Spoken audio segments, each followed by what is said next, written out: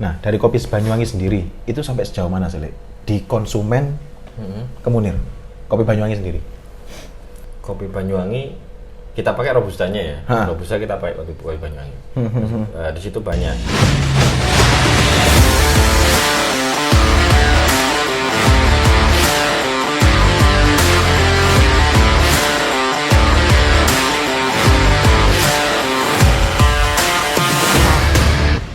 Ngopi enak, ngopi inspirasi. Ngopi enak, ngopi inspirasi. Ngopi dulu, Le. Oh, siap. Cheers. Ya, kembali lagi di Ice Podcast. Sik berebet, Le. Santai ya. Grogi. Oke, di sini tamu kita sekarang ini sahabat, keluarga dan teman saya sendiri, Mas Daniel. Le, siapa sih jenengan? Keluarga dan kerabat. Wih. Bukan ya? Jangan.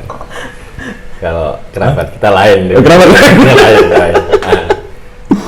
Ini perkenalan berarti. Ya, nama saya Daniel. Oke, terus? Kebetulan profesi saya, kaku deh.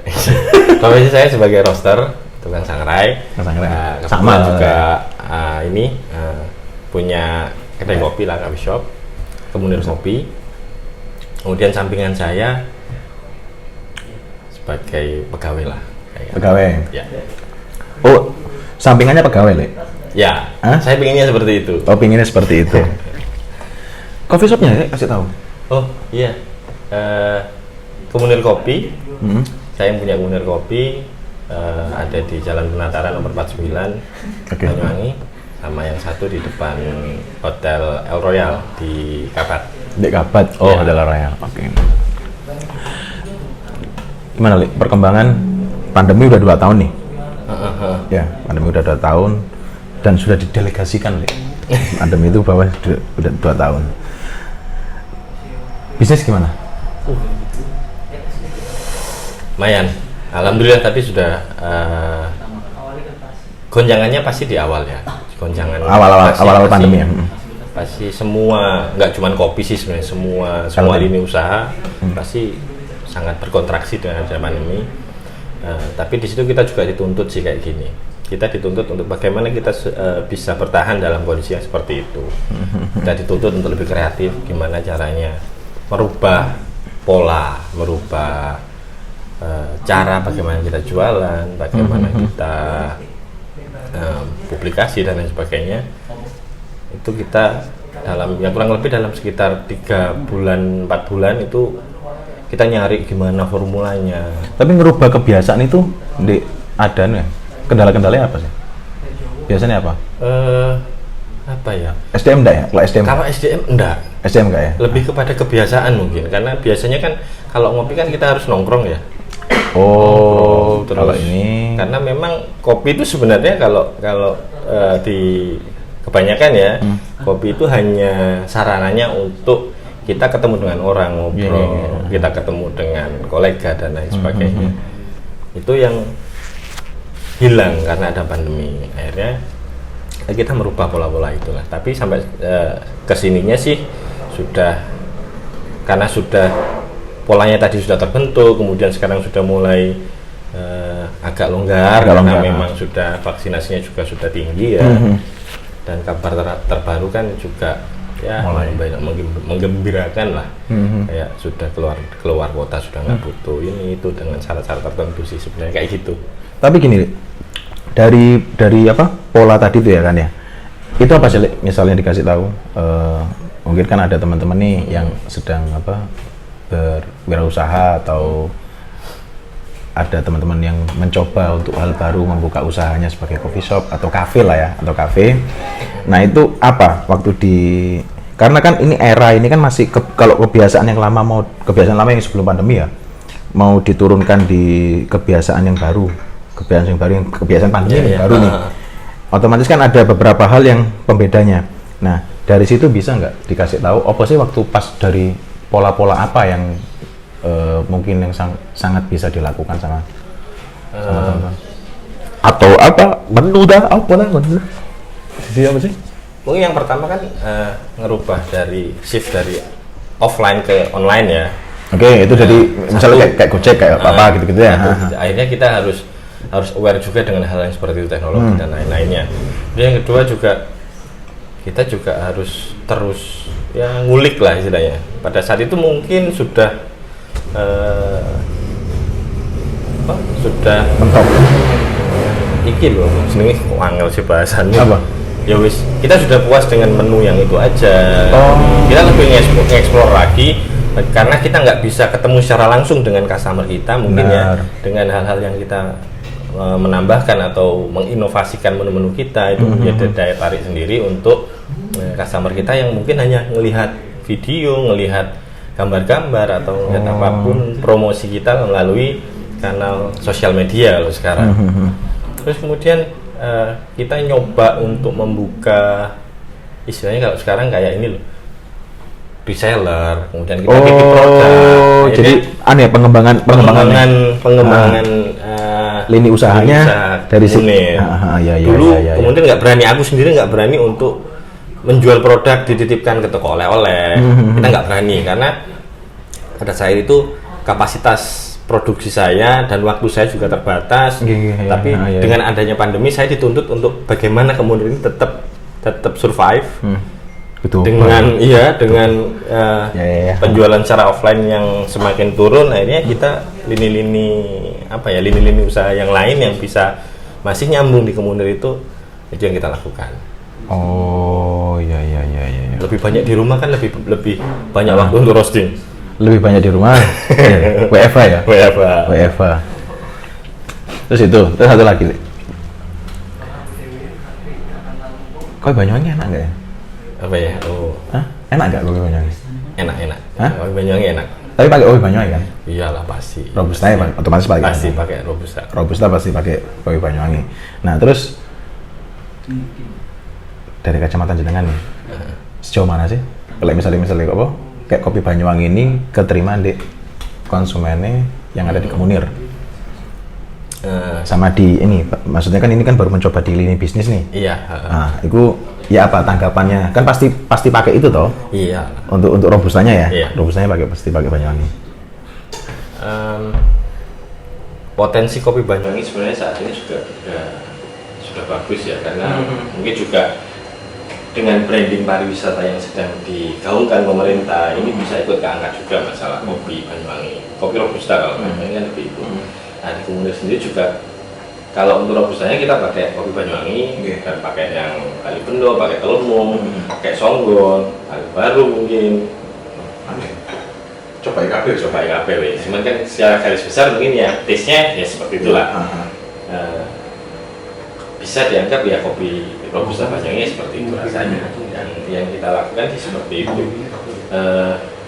Dan mungkin robusta sendiri juga punya penikmat ya yang juga nggak bisa dipandang kecil. Malah kalau menurut saya sendiri mungkin pecinta robusta ini lebih besar daripada pecinta kopi arabica. Pasarnya lebih gede sebenarnya. Potensi Banyuwangi yang ya penghasil kopi yang besar, peluangnya juga besar juga. Ya setidaknya mungkin kalau yang saya sempat lihat podcast yang mungkin bagaimana caranya kita membudayakan kopi kita sendiri, kita minum sendiri lah. Jadi nggak jauh-jauh ya? Jauh. Habiskan dulu di sini, baru sisanya kita cari pasar di luar. Ya betul. Secara ekonomi muter di situ lah uangnya. Juga nilainya lebih tinggi ya? Iya, pasti lebih pastinya. Tapi kalau dari konsumen Kemunir sendiri, apa ada tanggapan lain dari kopi Banyuwangi? Atau memang dia sangat-sangat sudah terbiasa, akhirnya ya wis, akhirnya pesennya kayak repeatnya itu aja. Enggak, sebetulnya gini, kan ada kan beberapa hal itu kan nggak harus bilang. Iya. Tapi gini, tapi dilihat dari apa berat kayak penjualan gitu ya. Ya ternyata kencang juga. Jadi nggak anu kan ada juga tuh. Jadi kayak konsumen nih datang ke kedai kopi, coffee shop atau kafe, yang dia pesen itu aja, tanpa dia ngomong wes pokoknya pesen ini. Iya benar. Itu lumayan. Lumayan. Kan rata-rata. Robusta Banyuwangi. Itu. dulu sih gini, ini juga sedikit agak cerita di komunitas kopi sendiri ya.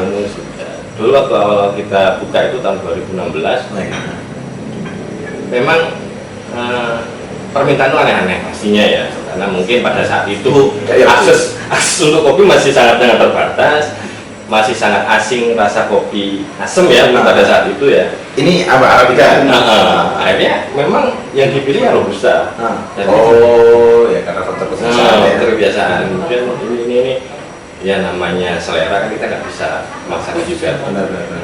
Kita memperkenalkan ini kopi, kita selalu sampaikan kopi yang kita pakai Robustanya kalau Robusta Banyuwangi, entah itu dari manapun lah, dari Kelemung, dari macam-macam itu tetap kita pakai Banyuwangi. Kita sampaikan kalau mau kopi lokal kita ada kopi Banyuwangi. Sebenarnya sih pengen kalau misalkan ada kita punya kopi Arabica sendiri yang Banyuwangi, yang itu yang akan kita coba kita angkat juga, eksplor lagi. Ini beberapa hal ya yang memang kemungkinan besar nih dari sisi ini gak jauh-jauh mesti pembahasannya kan dari pandemi kan karena 2 tahun ya. Gini nih, fenomena kopi. Oh iya. Fenomena kopi susu. Kopi susu. Saya juga pernah jualan kopi susu deh. Iya. Jangan kan jualan kopi susu. Betul. Iya kan? Nah, fenomena ini mengganggu pasar kopi yang sebelumnya, misalnya gini kayak kopi ini, brewery, kopi itu biasa, ganggu nggak? Kalau di Kemunir, tanpa ini ya, memang kita kan kalau tadi kan jenengan bilang Kemunir itu apa ya? Waktu pandemi kan harus ngulik apa, otomatis kan juga ketemu juga, oh ini kopi susu juga. Tapi dari yang ini itu mengganggu apa nih? Sebenarnya sih enggak ya. Enggak ganggu ya? Enggak ganggu, bahkan mungkin ini bisa menjadi salah satu potensi yang bisa diulik ya, bisa dijadikan salah satu pilihan juga untuk teman-teman. Nah, kita punya sahabat Kemunir ini bisa menjadi salah satu pilihan juga. Kemarin waktu pandemi, ya jujur kita juga sangat terbantu dengan kopi susu lah, tren kopi susu gula dan kopi susu dan macam-macam itu kita jual literan. Itu yang menolong omset kita juga pada saat itu. Karena kan bisa disimpan, dibawa pulang, dikirim lah seperti itu. Cuman ini juga ini ya, si masa pandemi itu muncul banyak sekali kreator istilahnya Pak, pengusaha baru lah, orang yang mau mencoba untuk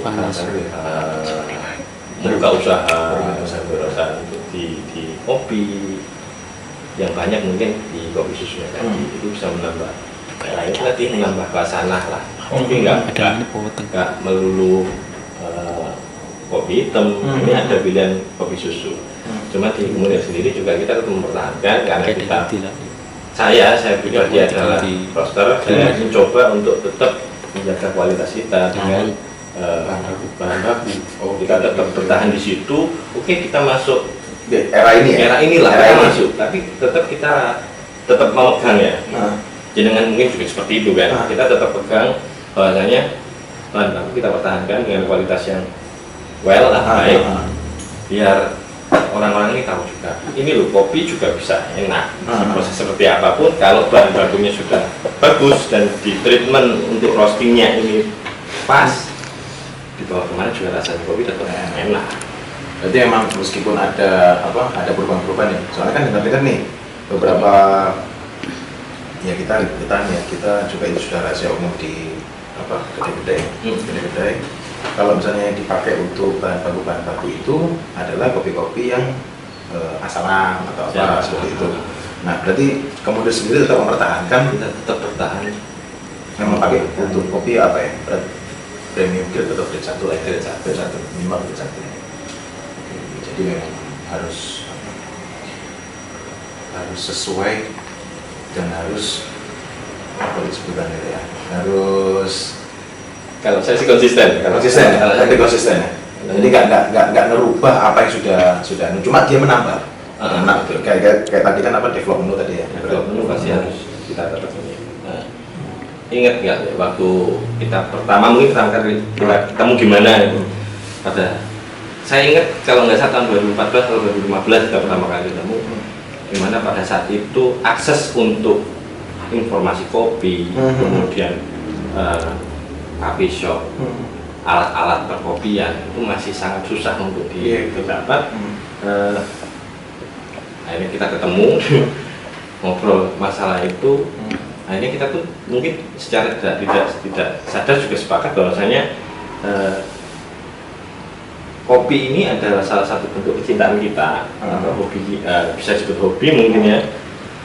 Karena berangkat dari situ kita juga ingin memberikan kepada customer kita, pada teman-teman kita bahwasanya kopi yang kita jual ini adalah kopi yang kita suka. Oke ya benar. Nah, kopi yang kita suka pasti sudah melalui banyak sortir, ada proses ya, proses kualitas yang tetap kita jaga. Jadi saya masih konsisten dengan hal seperti itu di Kementerian Kopi. Dari beberapa pembahasan tadi, yang jenengan bilang inovasi yang dari pandemi tadi. Nah, dari kopi Banyuwangi sendiri itu sampai sejauh mana sih, di konsumen Kemunir, kopi Banyuwangi sendiri? Kopi Banyuwangi kita pakai robustanya ya. Robusta kita pakai kopi Banyuwangi. Di situ banyak. Kadang kita ganti-ganti. Tapi tetap Banyuwangi kita pakai. Telemu, Kalibendo, Kalibaru, Songgon. Oke. Tapi itu karakteristiknya sama. Basicnya sama. Tapi ada pembedanya ya? Adalah. Ada tapi tetap secara garis merah, kalau saya pasti nemuin karakter yang karakternya mirip lah. Mepo-mepodo lah gitu ya. Karena mungkin secara geografis dalam apa istilahnya kalau di kopi indikator geografisnya mungkin masih sama lah.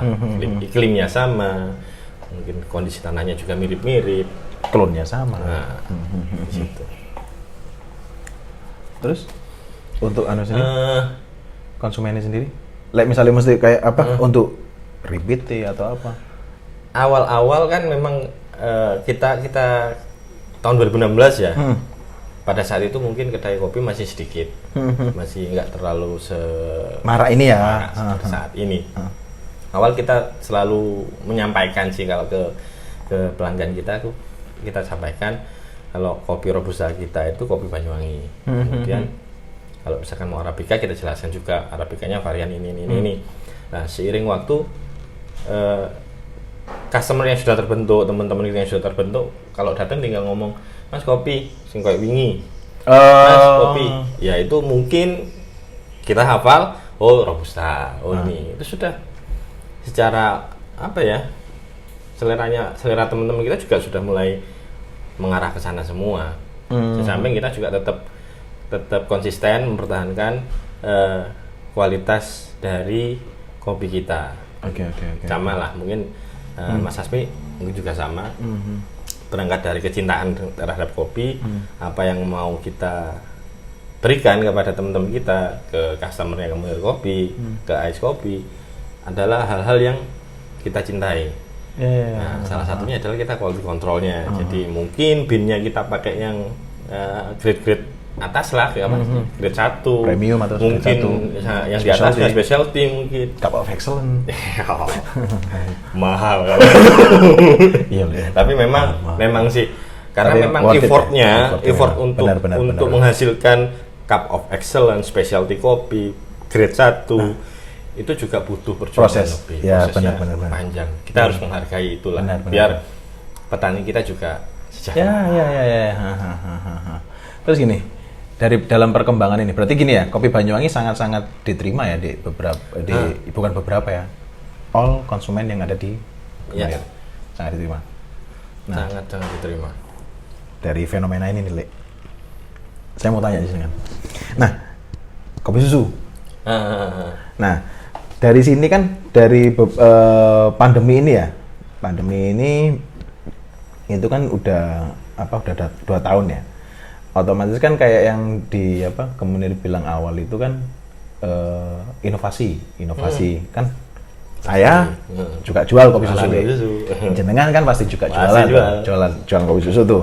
Nah, kan banyak tuh jual kopi susu tuh. Pembedanya apa? Kalau Kemunir sendiri apa? Ini ya, kita juga nggak bisa menutup mata bahwasanya sekarang adalah trennya kopi susu. Benar. Sekarang trennya kopi susu. Nah, kalau ya kembali lagi ke yang tadi ya. Bagaimana kita menjaga konsistensi kita?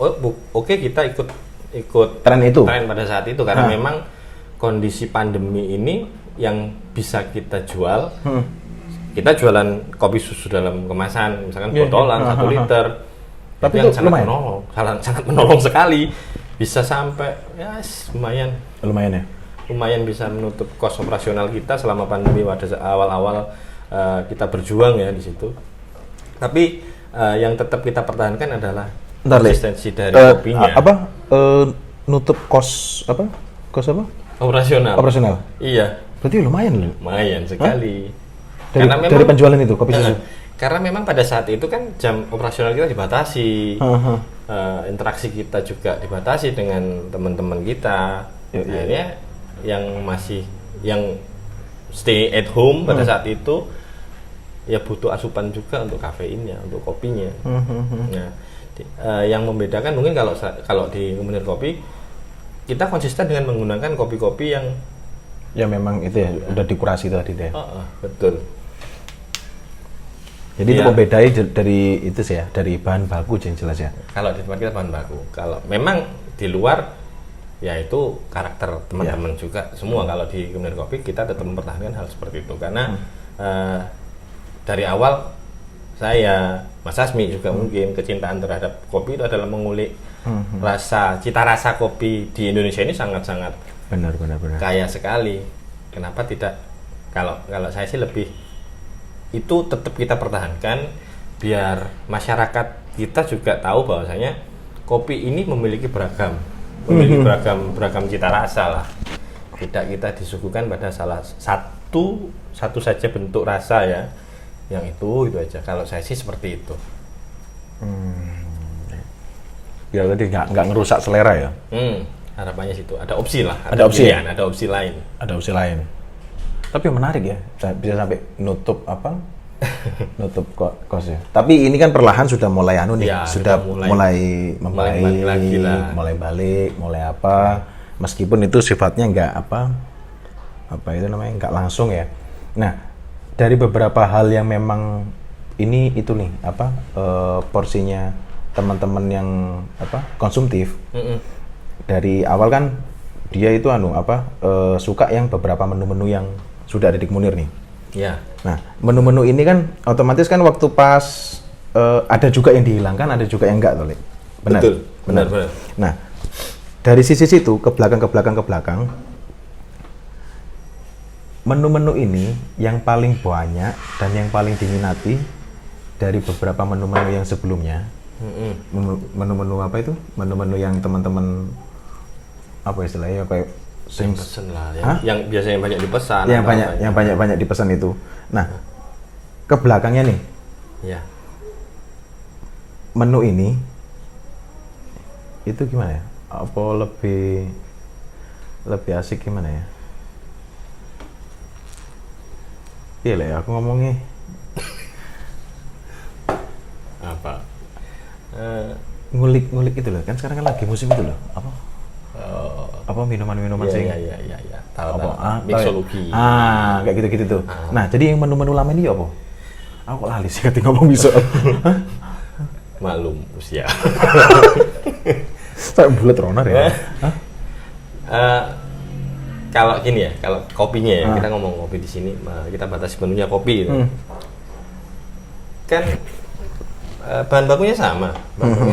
Jadi secara perhitungan operasional mungkin nggak ada bahan yang loss, waste, tidak ada bahan yang ini.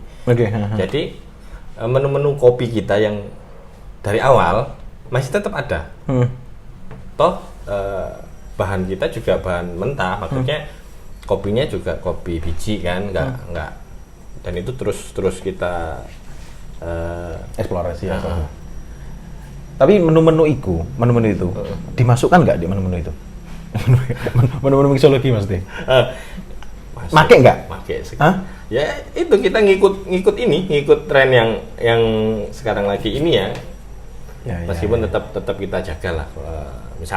Misal ya, kita bikin menu yang mungkin base rasanya nantinya akan seperti jeruk. Kan mungkin saya salah mungkin ya. Mixologi mungkin kalau di penangkapan saya adalah memang ada sekolahnya, ada keilmuannya. Cuman secara awam kalau saya mengartikan mixologi adalah mencampurkan beberapa komposisi yang memang sudah ada anunya ya, untuk menciptakan ingredientsnya, menciptakan rasa baru lah dengan basicnya kopi seperti itu. Misalkan jeruk, saya akan menyesuaikan karena saya roaster, saya menyesuaikan gimana caranya kopi ini diulik cocok dengan rasa itu. Mungkin dari profiling, mungkin dari apanya, itulah profiling mungkin ya, lebih ke sananya. Oke.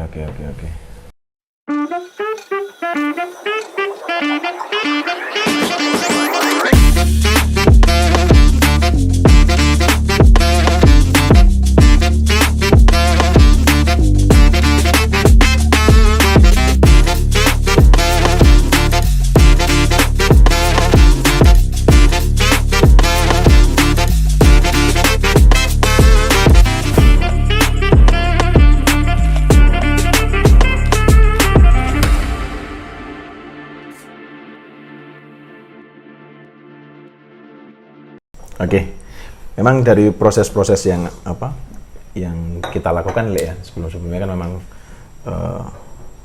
ya kita menyajikan apa yang kita suka. Basicnya kan di sisi situ. Tapi gini, Le, ada masukan nggak, Le, buat teman-teman yang lagi berwirausaha nih sekarang nih dengan perjalanannya ke Munir ini yang bisa dikasih apa ya ibaratnya tips and trick. Jadi nggak wejangan, Le. Soalnya saya anggap jenengan masih muda. Ya, kalau ngomong wejangan terus tuwek kan. Ya, tips and trick untuk melakukan ya betul. Oh ya, Le, itu tua, Le. Nah, itu jadi gini, lebih kayak apa sih? Awalnya itu yang harus kita lakuin itu apa sih? Gitu loh, Le. Jadi kan banyak tuh, Le. Menurut riset beberapa teman-teman yang ada juga riset saya atau lebih ngobrol dan diskusi itu sebelum pandemi, 2018 ke 2019 ya, 2018-nya pertengahan, 2019-nya pertengahan itu Surabaya Sidoarjo itu 31 nggak salah, 3 tumbuh, satu tutup. Surabaya Sidoarjo apa? Ya hampir semua kota besar kayaknya. Kayak gitu ya. Iya. Jadi 31. Nah, ini kan habis ini pandemi sudah mulai. Ya mudah-mudahan lah semua nggak ada apa. Otomatis kan tumbuhnya kan cepet nih. Iya. Kok saya lebih positifnya seperti itu. Nah, apa nih? Tips and trick. Mungkin ini ya sharing bagaimana Munir bisa sustain sampai sekarang ya. Oke, Sih seperti itu. Saya membuat Munir Kopi ini ada konsepnya dulu. Jadi ada satu bentuk, ada konsepnya dulu lah, ada core bisnisnya seperti apa sih, mau kemana sih? Oh, tujuan ini apa sih? Tujuannya kemana? Itu yang harus tetap dikuatkan.